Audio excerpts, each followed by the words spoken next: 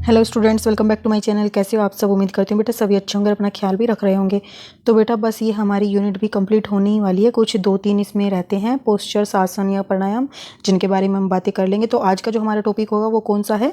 सर्वांगासन। ठीक है, तो जिसका दूसरा नाम क्या है बेटा? Shoulder stand posture. ठीक है, यानी कि हम इसमें क्या करते हैं, अपने कंधों के सहारे से खड़े होने की कोशिश करते हैं। ठीक है, तो पैरों की बजाय कंधों के, इसका मतलब क्या है बेटा? ये रिवर्स पोस्चर है, उल्टा पोस्चर है। ठीक है, तो सर्वांगासन कंप्राइजेज 3 वर्ड्स। तो ये 3 वर्ड से मिलकर बना हुआ है। कौन कौन से? सर्व, अंग और आसन। ठीक है, आसन का आपको पता है, सर्व का मतलब क्या होता है बेटा? होल। ओके, और अंग का मतलब कि जो हमारे बॉडी पार्ट्स हैं। ठीक है, तो इसका मतलब क्या हुआ? The posture is called Sarvangasana because it influence the whole body. तो ये क्या करता है? हमारी पूरी बॉडी को इन्फ्लुएंस करता है। इसमें कंप्लीट जो बॉडी होती है बेटा, इस तरीके का पोस्चर होता है, तो सभी पार्ट्स इसमें एक्टिव होते हैं। ठीक है, तो अब इसको परफॉर्म कैसे करते हैं? कमर के बल लेट जाना है। तो बेटा कोशिश करूंगी मैं कि आपके लिए एक तो डिजीज़ से रिलेटेड वीडियो बना दूं, जो अलग से सेपरेट कि कौन से आसन है जो आपके डिजीज़ के में, जिस डिजीज़ में नहीं करनी चाहिए, और एक वीडियो ऐसी कि जो इस डिजीज़ में वो आपके लिए हेल्पफुल होते हैं। ठीक है, और एक ये कि कौन सा सिटिंग पोस्चर है और कौन सा स्टैंडिंग में होता है, कौन सा पेट के बल या कौन सा कमर के बल होता है। ठीक है, तो उसके बारे में। तो बेटा इसमें आपको क्या करना है? कमर के बल लेट जाना है। फिर क्या करना है?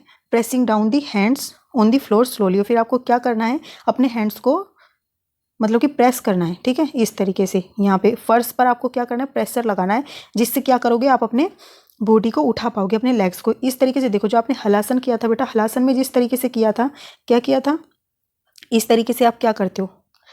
फ्लोर पर क्या करते हो? एक प्रेशर डालते हो और इससे फिर अपने लेग्स को ऊपर उठाने की कोशिश करते हो। तो फर्स्ट आपको क्या करना है? 30 डिग्री पर उठाने हैं। फिर 30 से आपको क्या आना है? 6। ये 30 पर उठाने हैं, फिर बेटा आपको 60 पर लेकर आना, फिर उनको 90 पर लेकर आना है। ठीक है, फिर आपको कुछ सेकंड के लिए इन पोजीशंस में रुकना होता है। फिर जैसे ही आप 90 की पोजीशन में कुछ समय के लिए रुकोगे, सेकंड के लिए, फिर आपको क्या करना है बेटा? इसको धीरे धीरे ऊपर उठाना है अपने हैंड्स की सहायता से। क्या करोगे? अपने हैंड्स को नीज से फोल्ड कर लोगे। ठीक है, और फोल्ड करते हुए बेटा कुछ इस तरीके से यहाँ से, ठीक है, अपनी जो एल्बो इनको बेंड करके और अपने जो ट्रंक है और हिप्स है उनको सहारा देके अपने आप को बिल्कुल स्ट्रेट, जो आपके लेग्स है वो भी बिल्कुल स्ट्रेट, जैसे आपका ट्रंक है तो उसी लाइन में आपके बिल्कुल सीधे होनी चाहिए। ठीक है, और हिलने डुलने नहीं चाहिए, ये कोशिश करनी है। और जो आपका धड़ होगा बेटा वो क्या करना चाहिए? चिन को टच करना चाहिए, तो इसलिए उसको आपको आगे की तरफ फॉरवर्ड करना होगा। और जो आपके पाम होंगी वो आपकी बैक को क्या करेंगी? सहारा देंगी। ठीक है, इस पोजीशन में रहने के लिए कुछ समय के लिए। तो कुछ समय के लिए इसमें रहने के बाद बेटा, मेंटेन करने के बाद वापस से आना है। तो क्या करना है? बड़े धीरे से, इसमें डेफिनेटली बेटा कुछ ना कुछ, अगर आप एकदम से आओगे तो चनका आ सकता है। ठीक है, तो बहुत धीरे से आपको क्या करना है? अपने ट्रंक और हिप्स तक के पार्ट को ग्राउंड फ्लोर पर रेस्ट करा देना। ठीक है, फिर जैसे ही आप और आपके जो लेग्स होंगे वो क्या होंगे? 90 की पोजीशन में होंगे। तो कुछ समय उसमें रुके, फिर आपको क्या करना है? वो 60 में लेके आने, और फिर 30 में, और फिर 30 से आपको ग्राउंड फ्लोर पर उनको रिलैक्स करा देना। ठीक है, तो इस तरीके से तो आपको रिलीज करना है। अब बेटा किन बातों का ध्यान रखना है इसमें आपको? तो जो movements of the leg should be very slow. तो जो आपकी मूवमेंट्स होंगी ऊपर जाने की या नीचे आने की, वो स्लो होनी चाहिए, और स्टॉपिंग एट डिफरेंट एंगल, और हर एंगल पर आपको रोकना भी होगा, एकदम से आपको झटके से नीचे नहीं आना है। In the final position keep the legs vertical in straight line with the trunk. ठीक है, और फाइनल पोजीशन में बिल्कुल बेटा जैसा मैंने बताया था कि सीधा होना चाहिए आपके लेग्स भी ट्रंक की तरह। ठीक है, spread the back with the your hands, और अपने हैंड्स से क्या करना है? अपनी बैक को सहारा देना है। अवॉइड बेंडिंग द लेग्स, और अपने लेग्स को बेंड करने से इधर उधर बचना है। अवॉइड जर्की एक्शन इन एंजिंग, यानी कि पोस्चर बनाते वक्त, रिलीज करते वक्त या रिटेन करते वक्त आपको किसी भी तरीके के जर्किंग एक्शन से बचना है। ठीक है, बेनिफिट्स क्या हैं इसके? तो बेनिफिट्स हैं बेटा, it regulate the thyroid function. ठीक है, तो जो हमारे थायराइड फंक्शन होता है उसको ये रेगुलेट करता है।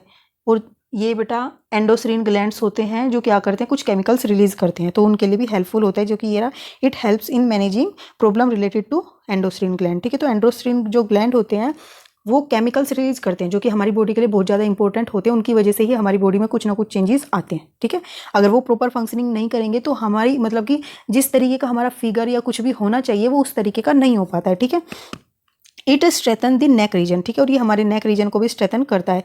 It help in increasing the circulation of the body in the brain. ठीक है, तो ये ब्रेन में सर्कुलेशन, क्योंकि इसमें क्या होता है? रिवर्स फ्लो होता है ब्लड का, तो उससे ये ज़्यादा सर्कुलेट हो पाता है ब्लड अच्छे से। ठीक है, अब लिमिटेशन क्या है बेटा इसकी? तो दूर suffering from the high blood pressure, epilepsy, ठीक है, यानी कि ये ब्रेन से रिलेटेड होती है बेटा, नर्वस सिस्टम से रिलेटेड प्रॉब्लम, तो अगर किसी को इस तरीके की है तो उसको ये नहीं करना चाहिए। या फिर पेन इन नेक या लंबर रीजन। लंबर रीजन क्या होता है बेटा? जो आपका नेक का रीजन है और जो आपके स्पाइन का जो वो जॉइंट होता है वहीं उसी को बोलते हैं लंबर रीजन, ठीक है। तो एक्सेसिव ओबेसिटी या फिर कोई एक्सेसिव ओबेसिटी का शिकार है यानी कि मोटापे का, या फिर कार्डियोवास्कुलर कंप्लेंट है किसी को हृदय से रिलेटेड, तो उनको ये वाला पोस्चर करना नहीं चाहिए, ठीक है।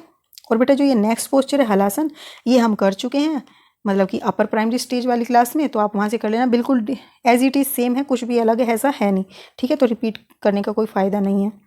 बेनिफिट्स में कुछ अलग है तो वो डिस्कस करते हैं। तो बेनिफिट क्या है हलासन का, it gives good exercise to the thyroid gland. तो बेटा इस वाले में भी और सर्वांगासन वाले में भी ये सेम था, ठीक है। और पैराथायराइड ग्लैंड, ठीक है। तो ये दोनों ही ग्लैंड्स जो होते हैं तो उनको ये सही करता है, उनके लिए कुछ अच्छी एक्सरसाइज है। इट गिव्स ए गुड, क्योंकि बेटा देखो तुम सर्वांगासन में भी हलासन हुआ था, पहले हलासन कंप्लीट किया उसके बाद सर्वांगासन हुआ, ठीक है। तो जो उसके बेनिफिट है तो वे कुछ ना कुछ इसके बेनिफिट्स भी जरूर होंगे। It give a good stretch to the spinal column, back deep muscles, ठीक है, making the spine strong and healthy. It helps in increasing the height of the children, ठीक है। तो हलासन जो है वो भी बच्चों की हाइट को इंक्रीज करने में हेल्प करता है। It elevate the problem of dysphagia, ठीक है, और कॉन्स्टिपेशन। तो बेटा ये डिस्फेजिया और कॉन्स्टिपेशन की जो प्रॉब्लम होती है ये अलग आई है, तो इस पर भी क्वेश्चन अलग से बन सकता है कि डिस्फेजिया से रिलेटेड अगर किसी को प्रॉब्लम है तो वो उसको ये कम करने में हेल्प करता है, ठीक है। लिमिटेशन वाले होते हैं कि जिसमें हमें नहीं करना होता, तो प्रैक्टिस ऑफ दिस आसन should be avoid in case of stiffness in spine, यानी कि कमर में अगर कुछ या स्पाइन में अकड़ापन है या सर्वाइकल स्पॉन्डिलाइटिस है, हर्निया है, हाई ब्लड प्रेशर है या स्लिप डिस्क है, तो उनको परफॉर्म नहीं करना है। लेकिन जो डिस्फेजिया था और कॉन्स्टिपेशन था बेटा उसमें क्या होता है, ये उसमें ये हेल्पफुल होता है, ठीक है। तो ऐसा बन सकता है कि जिसको डिस्फेजिया की प्रॉब्लम होती है तो उसको मतलब कि कौन सा आसन करना चाहिए, तो वो कौन सा है, हलासन, ओके। और बेटा इससे आगे जो शवासन है वो भी हम अपने सेकंड चैप्टर में कंप्लीट कर ही चुके हैं, ठीक है।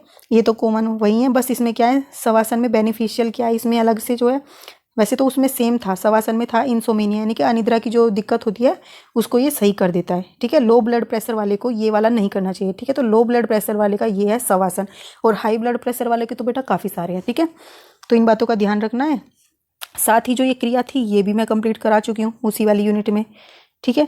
तो ये काफ़ी सारे तो सेम ही है। अग्निसार भी बेटा मैं कंप्लीट करा चुकी हूँ, उसमें सेम ही है बिल्कुल, एक एक लाइन वही है, ठीक है। तो इसको यहाँ रिपीट करने का भी कोई मतलब नहीं है। फिर प्राणायाम है, इसको हम अपनी नेक्स्ट में डिस्कस करेंगे। तो बेटा इस वीडियो में इतना ही, तब तक के लिए ऐसे ही हंसते रहिए, मुस्कुराते रहिए, पढ़ते रहिए, आगे बढ़ते रहिए। Thank you.